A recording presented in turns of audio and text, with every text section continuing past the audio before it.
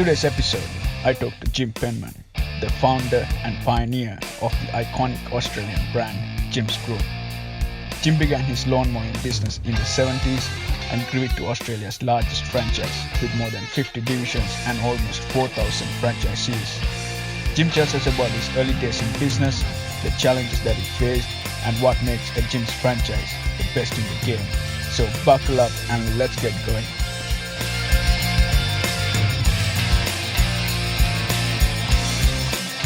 Hey guys, welcome to another episode of Drive with an Entrepreneur. Proud to bring you guys a very special guest. Jim, come on in. Hey Jim. Nero, Hi.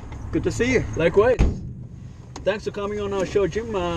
Very special to have you here. Special story to tell. Let's get going. Always fun to talk about business. Yeah.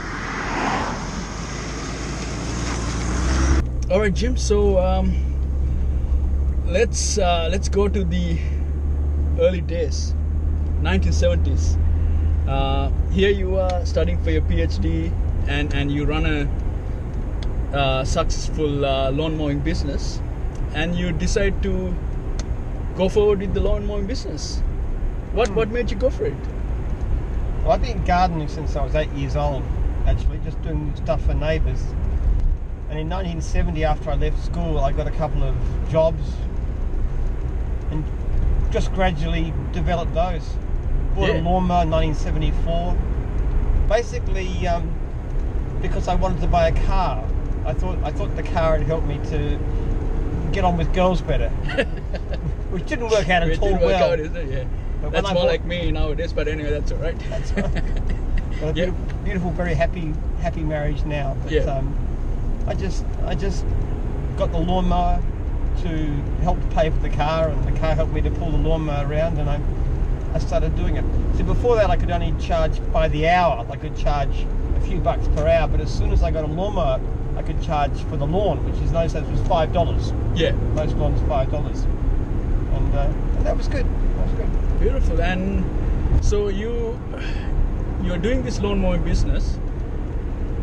When did you realize that, geez, there's a potential in here to franchise this? You know, for a chance for you to put Jim's Mowing, lawn mowing brand out there and develop it in a franchise. Was this always at the back of your mind? No, I had no vision at all. Wow. I started off doing this thing because it was just a way to get money when I was doing my PhD. Yeah. Never going to be long term, just something I enjoyed. I liked getting outside, getting exercise. It was pretty good money because I could charge by the job rather than by the hour. Yeah. My own boss. I don't like working for anybody else. And then in 1982, I basically finished my studies. In fact, I failed to get my PhD at that stage, and I just didn't know how to do anything else. I was deeply in debt. I was about $30,000 in debt. I had no money. I had no prospects. I was just got married. Yeah, so that adds a nice little complexity to that equation as well. Lawn mowing was the only thing I knew how to do. Yeah.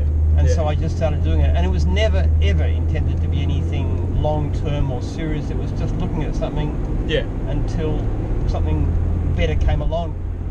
And when did you get your first franchisee? What's the story behind that? Well, it started off actually first, I started building lawn mowing grounds, because one thing I found always very easy was to find customers, because I've done a lot of stupid things in business, a lot of really bad ideas and weaknesses and failings and stuff, but I love looking after customers, and I used to pick up customers really easily.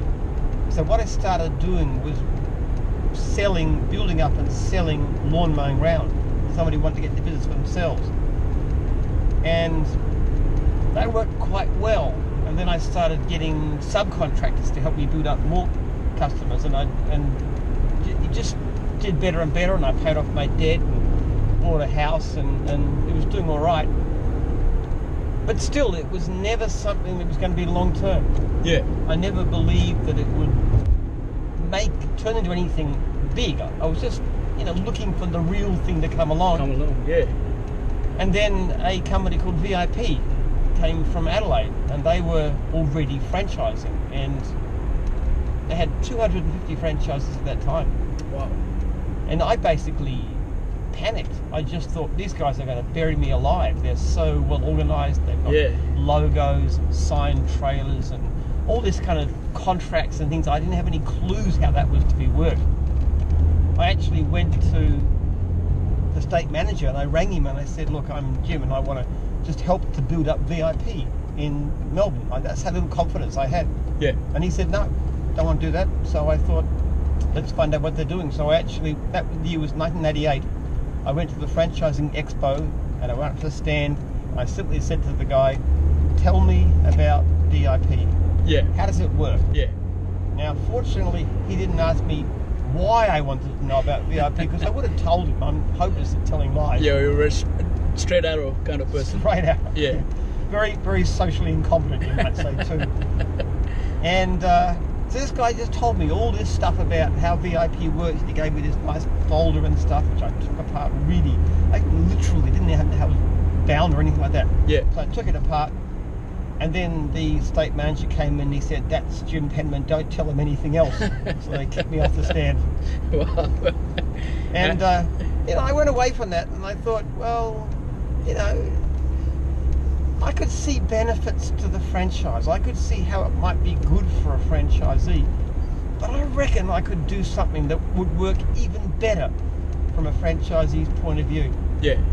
And so I went away and I spent 9 months basically arguing with lawyers. The hardest thing about that was to try and get a contract that I thought I wanted to sign if I was a franchisee. Yeah. Yeah. And when I had the best contract that I could find, I went to the top people that I wanted as my first franchisees, my best subbies, people who bought lawn mowing grounds off me I knew were good operators. Yeah. And I gave the contract to them and I said, what do you think? And they came up with some ideas. They said, well, I don't like that, don't like that, don't like that. So we changed it. So we got the best contract that we could find. Yeah. And then I launched. Just like that, yeah. And I had no idea, Nero. I didn't understand at all. Somebody asked me once, near the beginning, I can remember this conversation. They said, Jim, if it really works well, really, how many franchisees do you think you might have one day? And I said, look, I'm not saying anything. I don't know whether it'll work or not. But if it really works well, one day I could have 100 franchisees. Wow. That's what I said at the time. And here you are. What's the number looking like now? Closing on 4,000. But the funny thing was, you see, by the end of the first year, Yeah. I had like 60, and I thought, wow, what is going on here? This is bizarre. Yeah. Yeah. But it was this whole concept. I wanted my franchisees to be fans. I wanted them to be so delighted. I wanted them to be so happy. That was the concept behind everything I did. How can I make them amazed and delighted? I did everything wrong. I didn't charge enough fees in the beginning. It wasn't even covering running costs in the beginning. So many stupid things I had no understanding, but I just wanted my franchisees to succeed. Yeah. What were some of those key challenges, Jim, in your early days as a master franchisor? What were some of the classic errors that you made? Well, one of the problems is I didn't understand what franchise support was about. So, for example, I was very successful with my own area, which is around where I lived in the eastern suburbs of Melbourne. My franchisees were really happy, and they used to come to have meetings in literally my lounge room. We used to put around a row of chairs and then a second row of chairs. Beauty of a startup, isn't it? And everybody was so excited and happy. But what I found was the further I got away from where I lived, the less well we did. And what I didn't understand, in fact, my first interstate franchisees, people started volunteering from interstate. Most of them failed, and I thought, what's going on here? I'm providing them the same kind of leads, it's the same fee system, I'm available to talk to them whenever they have problems or issues, but the further they got away from me, the less happy they were. And what I realized eventually was that people needed that personal support. Yeah. So what I then started to do is to put local franchisors in different areas, and that person would hold meetings and they would bring the franchisees and keep in close touch with them and know them very well. And only when we did that did we start to expand.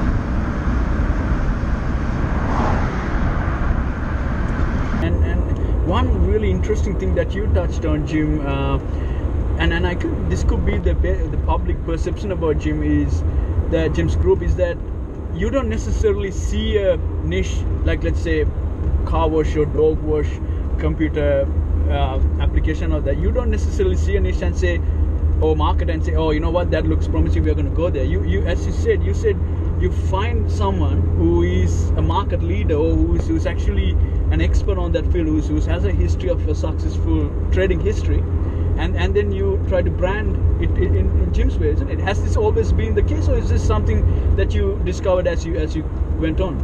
In the beginning, we did try launching a few divisions ourselves, but they were never ever that successful. At least not initially. I mean, they're still going. Things like dog wash and handyman and car cleaning. Yeah. But the real clue is to find the leader.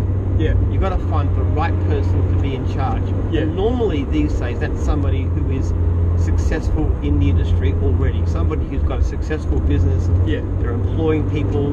They've got great customer service systems. They care about the people they're dealing with. They care about their customers. They understand the industry.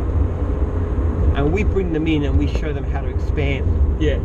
Jim's isn't really a single company. Jim's is a network of entrepreneurs that work under a common brand with common core principles of service to clients and service to franchisees. Yeah, and this is why leadership, as you touched on, Jim, is very important in your business, isn't it? What you do normally if you find out a division's not working, what's your procedure like? Do you normally dismantle the division if it's sort of not working, or is there a process behind it where you put a couple of question marks on that and see why it's not working, that kind of thing? We can never dismantle a division that's got franchisees, because the franchisees have to be looked after. Yeah. What we do is to look at the person leading the division, what we call the divisional franchisor, and we work with them intensively. We set them goals. We say, you need to do this and this and this. Yeah. We work with them. We need to fix up the website. You need to look at the way that you're handling franchise inquiries in terms of speed of response. You look at the introductory brochure. You need to look at your system of fees. You need to look at the way you're relating to people, and we try and work with them to help them to succeed. That's a very intensive process. Yeah. Now, in the end, if they can't make a go of it, what we do is we find a buyer for the division, or we buy it ourselves sometimes as well. And then we hold it. Yeah. And then if we can find somebody who's good to take it on, we'll sell it to them. But we can look. I bought a division for $350,000, ran it for a few years, doubled the number of franchisees, and then gave it to somebody else. And the reason we gave it is because that lady, Sharon Connell is her name, was a fantastic franchisor. Yeah. And we knew she'd be successful, and she has been too. Yeah. So the core principle behind your business, it's at the end of the day, it's a people's business, isn't it? It's all about the people. Yeah.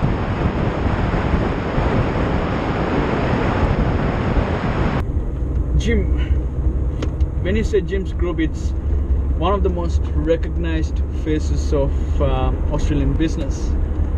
You must have some fun stories to share in regards to that, Jim. Was putting your face out there a whole part of your marketing strategy in the beginning? The whole thing was completely accidental. The way it happened was when I was mowing lawns and I had subbies and stuff, we used to do a lot of leaflet drops, and I found from experience, if I put my picture on the leaflet, we got more response. And that was me with a beard and my gardening hat. Your gardening hat, yeah. And so when we franchised, I thought, well, you can't put a photograph on a uniform. So I got a graphic design artist to do a picture of that, exactly me in a photograph. Yeah.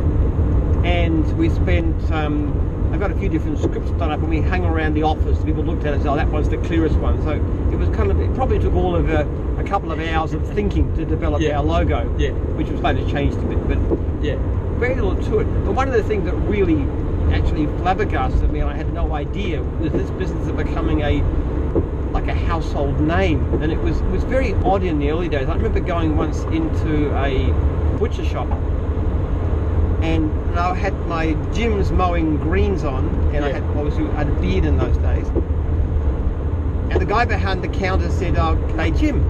And I said, g'day. And he said, your name's not really Jim, is it? And I said, well, as a matter of fact, it is. And he looked at me and said, you even look like him. And just recently, the most common question our franchisees get asked is there really a gym? Is there really Is there really a gym? It's the most common question. And I got asked the same question myself when I was up in Mackay a couple of years back, and I was at the airport dressed in my gym's gear, uniform, like now. And a lady actually said to me, who was behind the counter, she said, you know, you're from gyms, are you? I said, yes. He said, is there really a gym? And I said, yes, there is. You're looking at him. And she said, have you met him? And I just smiled and walked away. I don't usually tell people that I meet in the street that I'm me, even if I'm dressed it. They don't tend to think I am.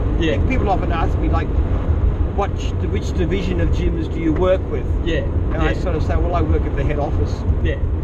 Well, it's a very important lesson in branding, isn't it, Jim? To I know you said it's unintentional, and there's obviously now the stories behind it and the mystery behind it, but I'm sure that helps your brand, isn't it? Because it's nowadays, you know, and you obviously pioneered it back in the day.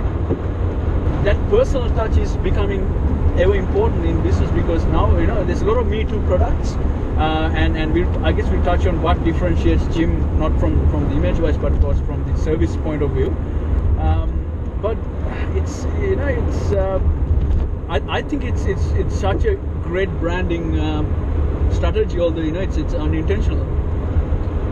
Yeah, but the interesting thing about it is, though, if you think about the brand, there's no great sense to it. I mean, you look at Jim's. That is a guy with a beard and a gardening hat, and I used to wear that hat when I was gardening because it's not a broad brand, so it doesn't get knocked off when you go under branches. That's the reason for that particular hat.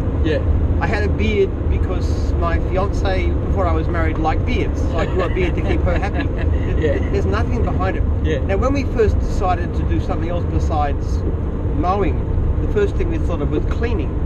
And the thought behind that was that, well, look, Jim's is a gardening brand. This guy looks like a gardener. It's obviously not going to work for cleaning. So I developed it first with this idea of this business called Sunlight, Sunlite, with little sprays like that, so it's bright and airy. Signed a couple of franchisees, couldn't find work. In the end, I said to them, sorry, here's your money back. It's not gonna go. And sometime later, somebody came to me and they said, we want to start Jim's Cleaning. And I said, well, that's not going to work. First of all, we tried it under Sunlight, didn't work. But secondly, because Jim's is a gardening look. It's a gardener. It's me. And they said, we want to try it. And I said, it's not going to work. And I said, well, we'll take on the responsibility. We'll drive it. We'll put the money in. We'll launch it ourselves. And they said, well, look, you know, I don't think it's going to work, but if you want to give it a try, you know, be my guest. I didn't charge them anything for it. So they just went out and they go into a real estate agent and they say, oh, we're from Jim's Cleaning. And the guy said, oh, Jim, you mean Jim's Cleaning? Jim's, like, you mean like the gardening? Oh, all right. Okay, come and give me a quote. So it worked. It's that familiarity, isn't it? It's you know, people. The brand grew beyond sense. Well, I'll tell you what, Jim, one day, if you ever decide to do intergalactic tours, it'll be very interesting to see your face on a space shuttle.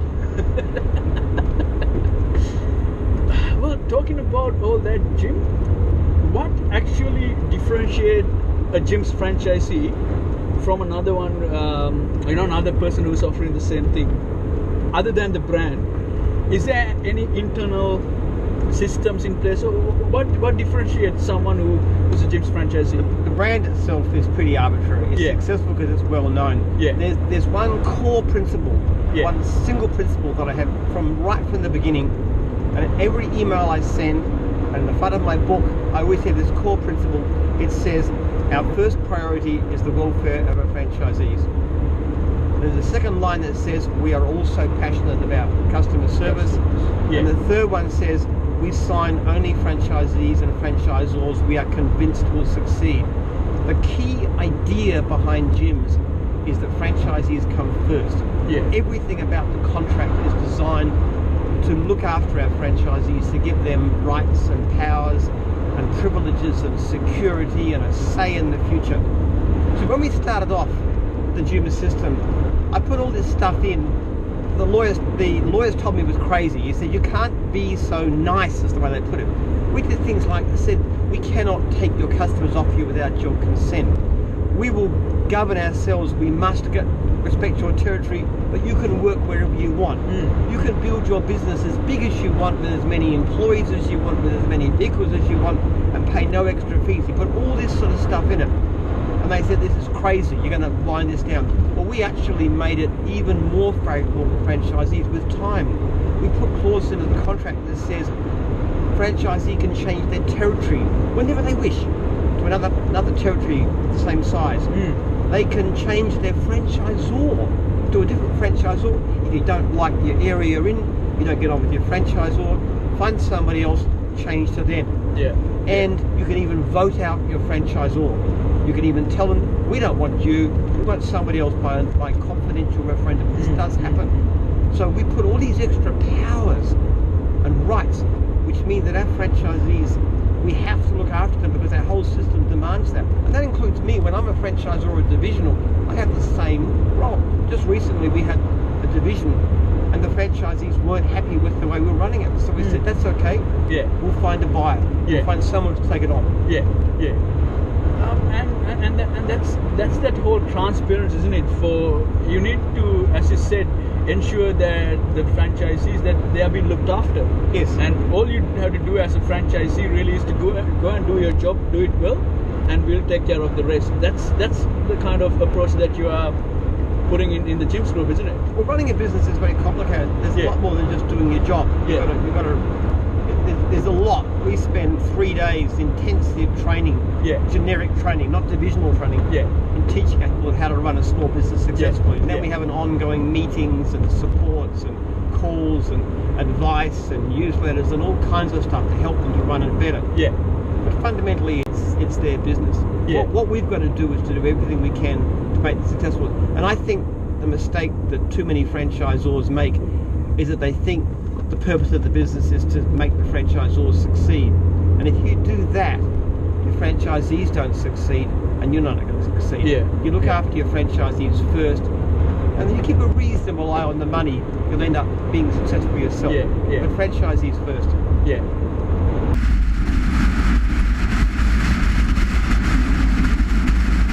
Jim, you are now the proud owner of Australia's largest franchise company. For someone who's watching our videos, right, who's thinking of a business idea, thinking of going down the route of franchising, when can someone know that, all right, my business is ready to franchise? I know it's a broader story, really. You can't really just look at it and say, yeah, it's ready for franchising. How does one actually qualify their business or business model to go that franchising route? Okay, first of all, you've got a very successful business. Now that usually means you've got a few people employed.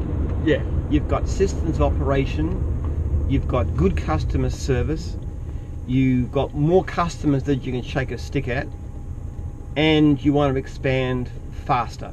That's the basic criteria. That's what we look for. When we look for somebody, potentially a new division within gyms, those are the kinds of things we look out for. And when we haven't done that, when we've just gone with one-man band, it doesn't tend to work as well. It can work. And Tennis was one example of it. We started with a one-man band and it was sold for 2.8 million or something like that, just some years later. But generally speaking, you want somebody who's already got a great track record as a business owner. Franchising, you must have a system that makes money for the individual. We have a rule of thumb that says if you can't show that the average person can make 60 bucks an hour or better, it's not worth doing. That's a great point there. So we look, and some of our franchisees make like double, even quadruple that at an hourly rate. But the absolute minimum is 60 bucks an hour. We want somebody to prove it that they can make that kind of money. Not just them as a great, but the average person should be able to do that. And we see a lot of franchising companies come and go, isn't it, Jim? You know, I think they try to take quantity over quality kind of approach. Either grow too fast, maybe grow too slow, and they just kill themselves in the end. I think one of the big mistakes people make too is they're not selective. See, service franchises traditionally have not been very selective. Retail franchises are. If you want to be a McDonald's franchisee, you've got to go and train for a year, and they can knock you back any time, and they do. They have very high standards. But retail service franchises like ours tend to be, basically, if you've got the money. I was actually employed somebody who used to work for one of our competitors selling franchises. I briefly employed him, and I asked him what were the criteria for choosing franchisees, and he said $50,000 and a pulse. That was what he was told. Wow. Now, one of the things we say, and I spend, when we do franchisee training, we also do franchisor training, which is 3 days, and the first 2.5 hours of that session I take, and what I talk about for the most part is selection. Yeah. Why we select and how we select, and there's all kinds of reasons why. If you choose poor people, it will hurt them and it will hurt your business, but most of all it will hurt them. You've got to be selective. You've got to choose people. If you put somebody on that hasn't got the basic business skills to run a business properly, even with your help, you're doing a really unconscionable thing. You could hurt them really, really badly. It can be terribly damaging. And that's a very important lesson there, isn't it, Jim? It's not easy running a franchise nowadays, isn't it? There's a lot of Me Too products out there. It's how you differentiate yourself. And another very important thing, and I think we should show this to the audience. Show your hand to the camera, Jim. Okay, so look at that. So you were doing a little bit of gardening. I was up on my farm yesterday. I had a bit of a quiet day. I was up on my farm digging potatoes, basically building potato mounds. And because I love gardening. I love being outside. I love digging. I love being in contact with the dirt. People often ask me, which division should I go into? Where do I make the most money? And I said, that's the wrong question. What do you like doing? What do you love doing? I love being a gardener. I enjoyed it. I love being outside. I love being self-employed. I love trees. I love grass. I enjoy it. And that's one reason I was good at it. And here you are, Jim, 40 years later, 45 years, whichever it is, you're still doing what you love. You still haven't drifted away from the core principles which made Jim's Group what it is today. You've got to have your heart in what you do. If you don't, I could have retired years ago on a good income for the rest of my life. I do what I do because I love what I do. I enjoy my business really, really much. I've got the most exciting, the most enthralling, the most interesting job in the world. It's like, I don't know if you like playing computer games, and I like them far too much. But to me, business is like a giant, endlessly fascinating, endlessly complex computer game where you actually get paid for playing it. What could be a better life than that?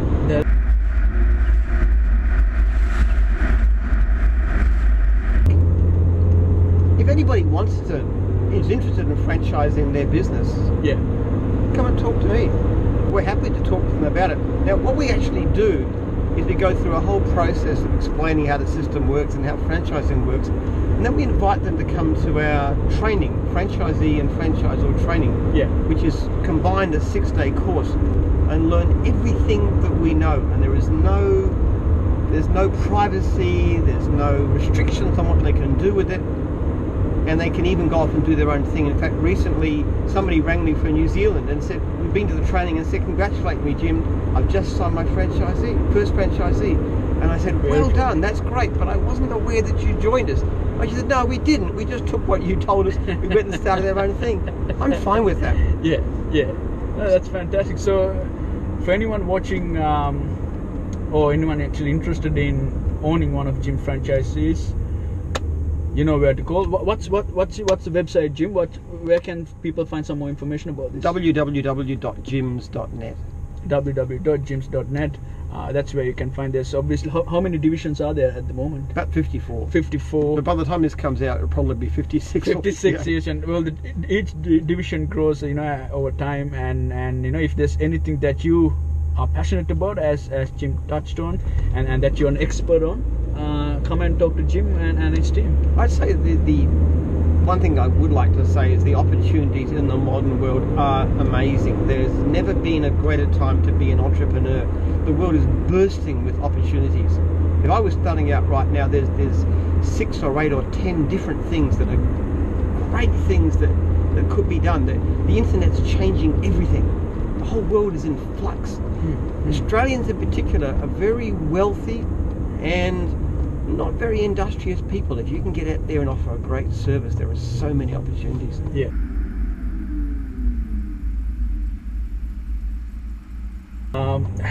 So when you hear all that from Australia's largest franchisor, you better sit back and listen. Jim, thanks for coming in again. Thanks, Hero. Real honor to have you here, and I wish you all the best with your journey and everything else you have in time, on the time for Jim.